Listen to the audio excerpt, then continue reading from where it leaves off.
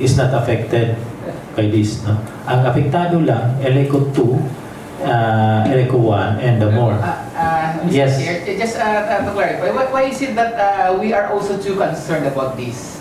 As of now, we are not affected because pursuant to N-1, N-1. the demand there in Eleco 3, we're the only DU there from Panay, from Negros to Panay. So our demand does not met the more than 50% of the carrying capacity of the line as of that point, NCCP. However, Mr. Chair, we are as vulnerable as any one of us here. Yes. As vulnerable as Eleco 1, Eleco 2, and more, for that matter. Going back sa Dingli down to Santa Barbara, so ang consumers, dira ang demand na sa Eleco 1, Eleco 2, dira na. Ang more, dira na siya connect. That's why with the higher demand, this is more than 50% of the carrying capacity. Now sa Eleco 3, anong ginambal natin? It's just a matter of changing the variable. Kung mag-shutdown ang PCPC, hinali magka-problema ang submarine cable from Negros. The most vulnerable dira ang Eleco 3. Why? Ma-reverse ang flow ng power from PEDC going sa Amon. So we are now the tail end. So ma-reverse kami ng karong pinakataas na line rental tumatabo. That is how a simple change in variable would turn the table against Eleco 3. Mr. Chair. Yes. Yes, Mr. Chair. Are you finished? May minor lang. Pwedeng itapos na. Okay lang yung engineer? Sige. Okay. So next slide please. No? By the way, I completely agree with the engineer, the GM Elect 3. No? And this normally happens when power plants in Panay are on outage. No? That's why we need power coming from outside, and coming from outside is congested because of the outages of the baseload plants in Panay. Next slide please. So this is the specifics of those that I mentioned.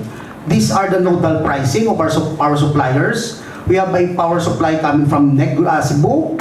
We have a power supplier coming from Batangas, and a power supply coming from Leyte. If you'll notice, all these power suppliers have a congestion in their line at zero, cost of congestion, no? But that of more in Panay has a congestion of around 15 pesos, no? So the cost of congestion, the line rental is just the difference of the nodal pricing, and nodal pricing is composed of the system marginal price, the cost of loss, and the cost of congestion.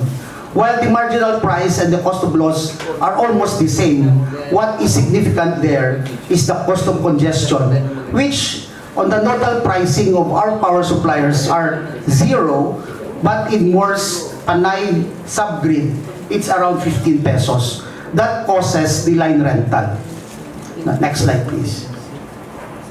So this is the data showing why there's a line rental during the outages that was experienced by Panay, no? Particularly February for PEDC, and July until July 17 for PCPC, no? So the yellow line is the Western prices, which peaked during the period of April and July, which are also the cause of the line rental during those periods. Next slide, please. And this is the line rental from our bilateral agreements. No? So we have 3 power suppliers, all experiencing high line rental, peaking at around 9.5 pesos in the last supply period. No? So we are in the same boat. The co-ops are not just experiencing high line rental. More is also experiencing high line rental. Next slide, please. What are our recommendations in that case? Number 1, suspend the N-1 contingency, no, along the Balota-Dingli line, and per advice from NGCP, it was already lifted last September 8, and was replaced by the SIPs, no.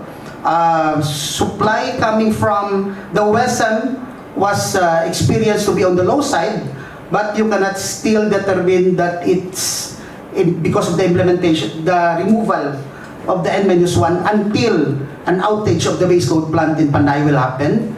Number 2, fast track the upgrading of the transmission system within Panay Island by NGCP for the Barotac Viejo Unidos 230 kV transmission line project, the Barotac Viejo Natividad, and an upgrading of all the substations in Visayas to a higher voltage transformer to increase the carrying capacity of the transmission lines.